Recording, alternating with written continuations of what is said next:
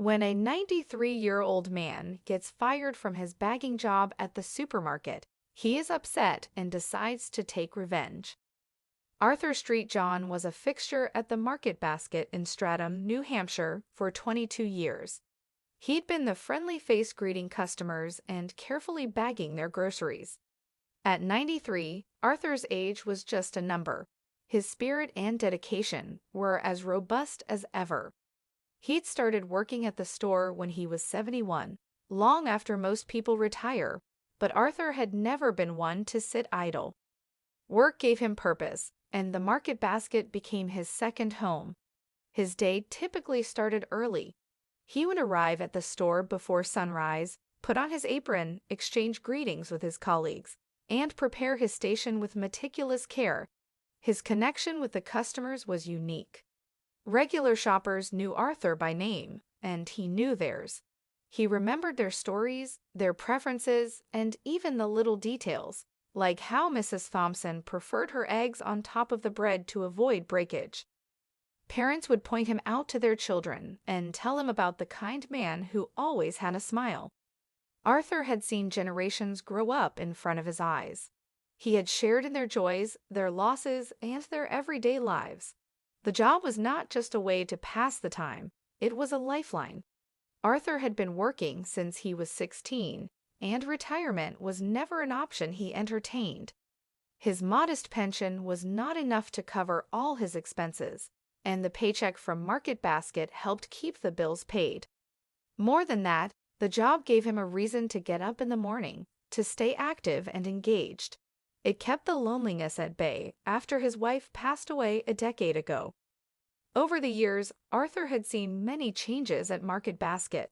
He had worked under different managers, each with their own style, but no one had ever questioned his dedication until Robert came along. The new manager was young, ambitious, and seemed to view Arthur as a relic from the past. The tension had been brewing for weeks, but Arthur never imagined it would come to this. One day, as he packed the 10th bag, he heard Robert's voice call him to the office over the intercom. When he opened the door with a smile and a polite greeting, he found himself face to face with the sternest expression he'd ever seen on his manager. Arthur St. John's firing was as abrupt as it was unexpected. As the old man stood in the manager's office, the harsh fluorescent lights cast a stark glare. Robert's words echoed in his ears, "We're letting you go, Arthur." The young manager's tone was devoid of empathy. Arthur's heart sank. He tried to steady himself by gripping the back of the chair in front of him. He asked why. He'd been on the staff for 22 years. He'd given his everything to the place. Robert sighed. "Arthur, it's not personal. We're making some changes, and we need to bring in new blood. You've done a great job, but it's time for us to move in a different direction." The words felt like a betrayal. Arthur had weathered many storms in his life, but this was different. He tried to reason with Robert, to explain how much the job meant to him, but the manager was resolute. Arthur left the office in a daze. His legs felt like lead as he walked back to his station. He couldn't believe this was happening. How could he manage without the income? How would he face the long, empty days ahead? The thought of not seeing the familiar faces of his coworkers and customers every day was almost too much to bear. Word of Arthur's firing spread quickly through the store. Customers and employees alike were shocked and outraged. Mrs. Thompson, who had known Arthur for years, was one of the first to hear the news. "This is unacceptable," she exclaimed, her voice trembling with anger. "Arthur is the heart and soul of this place. How can they just throw him out like this?" Employees, too, were visibly upset.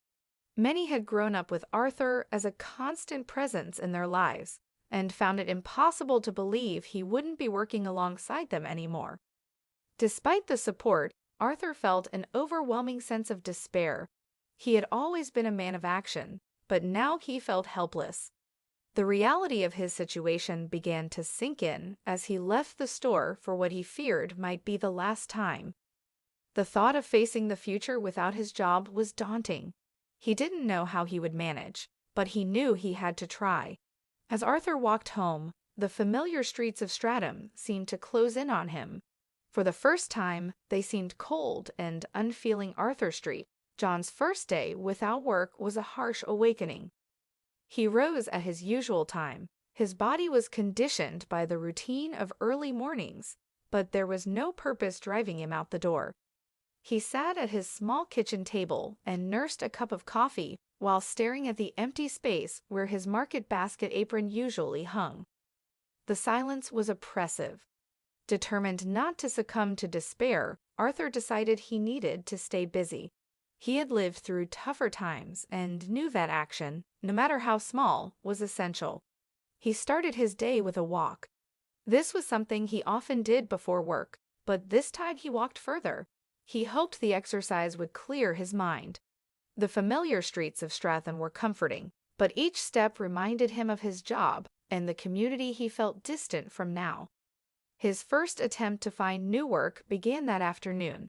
He put on his best suit, one he hadn't worn in years, and visited every local business he could think of: the diner, the hardware store, even the florist, all places he knew well. He introduced himself, explained his situation, and asked if there were any openings. Despite his determination, the responses were polite but negative. Most places couldn't justify hiring a 93-year-old despite his experience and reliability. Days became weeks, and Arthur's search continued. He would rise each morning, dress neatly, and set out with a hopeful heart. The rejections were hard, each one chipped away at his spirit, but he refused to give up. His routine walks became longer. They turned into a sort of pilgrimage through the town he loved. He greeted everyone he met with a smile and hid his own turmoil beneath the facade of cheerfulness. The local community began to notice Arthur's effort. Word of his situation spread, and the outpouring of support he had seen initially at the store began to grow. Neighbors checked in on him regularly. They offered help with groceries or a ride to town. Some even suggested they start a petition to get him reinstated at Market Basket. But Arthur was proud and independent. He declined. He didn't want charity. He wanted to earn his way, just as he always had. One cold morning, he was walking past the town's community center when he noticed a flyer for a job fair. It was set for the following week and promised opportunities in various sectors. Arthur felt a spark of hope. This was a chance. The day of the job fair arrived, and Arthur was among the first to enter. The room was filled with booths and hopeful job seekers. Arthur approached each one methodically. He spoke to representatives, handed out resumes, and shared his story. Many admired his tenacity, but again the responses were mostly sympathetic but non-committal. As the day wore on, Arthur's hope began to wane. Then, at the far end of the hall, he spotted a booth for a local charity organization that provided services for the elderly. He approached, not expecting much. The woman at the booth, Maria, listened intently to his story. She was moved by his determination and offered him a position as a volunteer. He would help with the outreach programs. It wasn't a paid job, but it was a start away to stay active and connected to the community. Arthur threw himself into the volunteer work with the same dedication he had shown at Market Basket. He helped organize food drives, visited homebound seniors, and participated in community events. The work was physically demanding, but Arthur relished the challenge. It gave him a renewed sense of purpose and a reason to get up in the morning. The local newspaper got wind of his story, and a reporter named Betsy came to interview him.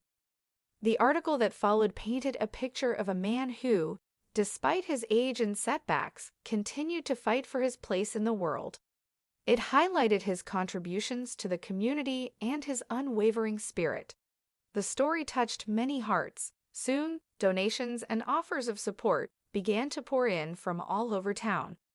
The charity organization decided to create a special paid position for Arthur. They recognized his invaluable contribution and the positive attention he'd brought to their cause.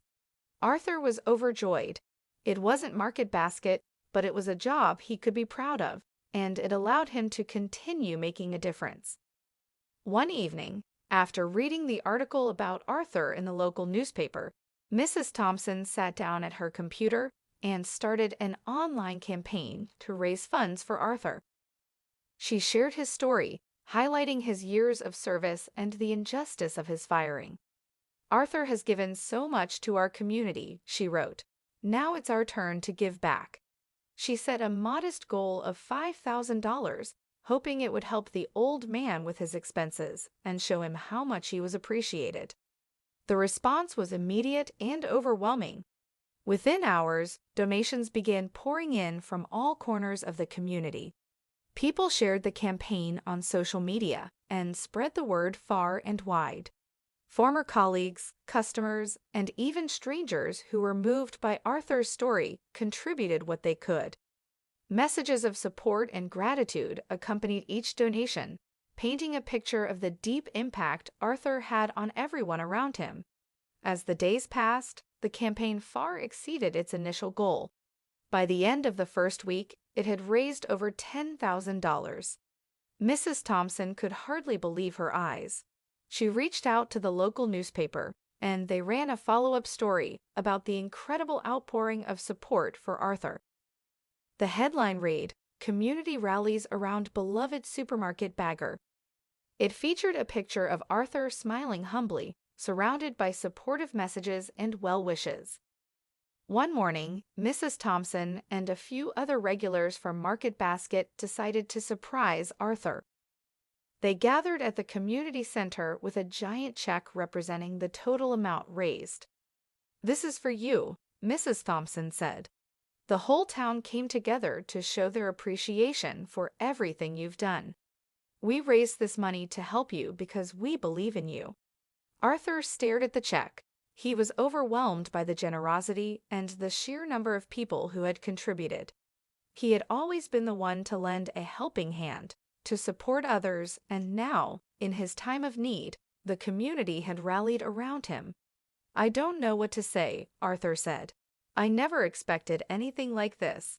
Thank you from the bottom of my heart." Arthur St. John's spirit was reignited by the overwhelming support from his community. But amid the gratitude and relief, a burning sense of injustice remained. His firing was not just an affront to him, but a reflection of a broader disrespect for loyalty and dedication. He decided it was time to take a stand, not just for himself, mind you, but for others who might face similar unfair treatment. He began to devise a plan to expose the manager's unethical practices and restore fairness to the workplace. Arthur started by gathering information. He reached out to former and current employees of Market Basket. He discreetly met them at the local diner or during his daily walks. Each conversation was a piece of the puzzle. Many shared stories of Robert's harsh management style, his arbitrary firings, and his unreasonable demands. Arthur took meticulous notes. Slowly, he compiled a detailed account of grievances. Next, he set out to document Robert's behavior firsthand. He knew he needed concrete evidence to make a compelling case. One chilly morning, he noticed Robert berating a young cashier, Sarah. She had been one of Arthur's staunchest supporters. He recorded the encounter and captured Robert's harsh words. It was clear that his management style was not just about efficiency, but about exerting power and control, often at the expense of his employees' well-being. Arthur also gathered testimonies from customers who had witnessed Robert's behavior. Many were eager to help. They recalled incidents where the manager had been rude or dismissive. Mrs. Thompson provided a particularly compelling account of how Robert had mishandled a customer complaint. To ensure he had a solid foundation, Arthur sought advice from a lawyer who offered pro bono services to seniors. The lawyer reviewed his findings and advised him on the legalities of his plan. Now Arthur felt more confident. He knew he had to be strategic and thorough. He spent long nights at his kitchen table organizing documents, transcribing recordings, and writing a detailed narrative of his findings. Once the report was complete, Arthur took the next step. He reached out to the local newspaper. the same reporter who had written about the community's support for him. Betsy was intrigued by Arthur's findings and agreed to help. She suggested a meeting with the store's regional manager to present the evidence and advocate for a formal investigation. On the day of the meeting, Betsy accompanied him. They were ushered into a conference room where the regional manager, Mr. Peterson, awaited them. Arthur explained their visit briefly and handed over the report. As Mr. Peterson read through the documents, a look of concern crossed his face. "Mr. Street John," he said, "these are serious allegations. We'll need to conduct a thorough investigation. I appreciate your dedication to this matter." Arthur nodded. He had done everything he could to ensure that justice would be served. As they left the headquarters, Betsy turned to him and said, "You did it, Arthur. You took a stand." The tension was palpable as Mr. Peterson's investigation began. Employees were interviewed, records were scrutinized, and Robert's actions were placed under a microscope. Arthur's determination had set the wheels of justice in motion. He continued his volunteer work at the community center, but couldn't shake the feeling that there was more to uncover about Robert. His instincts told him that the unfair treatment he had experienced wasn't an isolated incident. Determined to dig deeper, Arthur turned to the internet. He spent hours at the public library researching Robert's background. One afternoon, while scrolling through old news archives, Arthur stumbled upon an article from a few years back. The headline read, "Local businessman accused of mismanagement and employee exploitation." Arthur's heart skipped a beat as he read further. The article detailed how a manager named Robert, working at a different supermarket chain, had been accused of unethical behavior. The charges included embezzlement and mistreatment of employees. The accusations had been serious enough to prompt an internal investigation, but Robert had left the company before any formal charges were filed. Betsy reached out to her contacts in the journalism world to seek more information about Robert's past. Within a few days, she received responses from former employees of the supermarket chain mentioned in the article. Their stories echoed the same patterns of behavior Arthur had documented: harsh treatment, arbitrary firings, and financial discrepancies. One former employee, who wished to remain anonymous, provided a particularly damning testimony. He claimed that Robert had manipulated records to cover up missing funds and had used his position to intimidate those who questioned him. Armed with this new information, Betsy and Arthur approached the regional manager, Mr. Peterson, once again. They presented additional evidence, including the article and testimonies from Robert's former colleagues.